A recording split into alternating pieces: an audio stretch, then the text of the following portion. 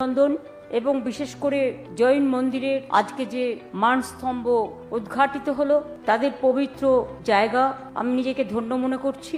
সাথে সাথে সন্তকুটিয়া গুরুদ্বারার gate, minority ভবন যেটা কালচারাল সেন্টার সহ আমার মনে একটা দুটো বলা উচিত। ফায়ার ব্রিগেডের এত কিছু হলো, তাছাড়াও আমরা প্রায় 850 কোটি টাকার নানা রকম প্রোগ্রাম উদ্বোধন এবং শিলান্যাস করলাম।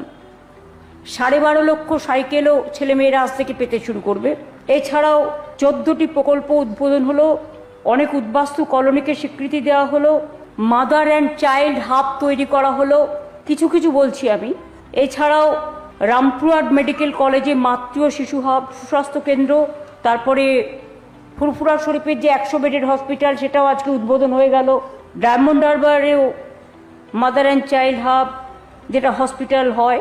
এছাড়াও পুরুলিয়া, বাঁকুড়া, বীরভূম, হুগলি, হাওড়া, উত্তর 24 পরগনা এই সমস্ত জেলা মিলিয়ে একেবারে নর্থ বেঙ্গল থেকে শুরু করে সমস্ত জায়গায় অনেক প্রকল্প উদ্বোধন হলো। ঝাড়গ্রাম জেলাতেও, পশ্চিম মেদিনীপুর জেলাতেও, পূর্ব মেদিনীপুর জেলাতেও, পূর্ব বর্ধমান জেলাতেও, পশ্চিম বর্ধমান জেলাতেও, মুর্শিদাবাদ জেলাতেও, উত্তর দিনাজপুর জেলাতেও, মালদাতেও, কোচবিহারেও, জলপাইগুড়ি ও আলিপুরদুয়ারেও, দার্জিলিংয়েও প্রকল্পগুলো করা হয়েছে।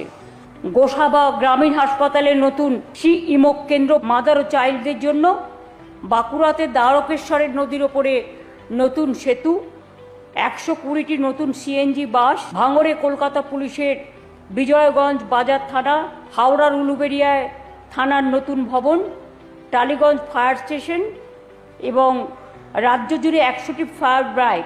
এছাড়াও অনেক স্কিম করা হয়েছে।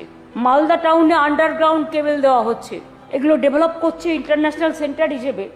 সুতরাং আন্ডারগ্রাউন্ড কেবল হলে কি হয়, ওপরের তারগুলো ঝোলে না, যেটা আমরা কলকাতাতেও সিদ্ধান্ত নিয়েছি বা অন্যান্য জায়গাতেও হচ্ছে।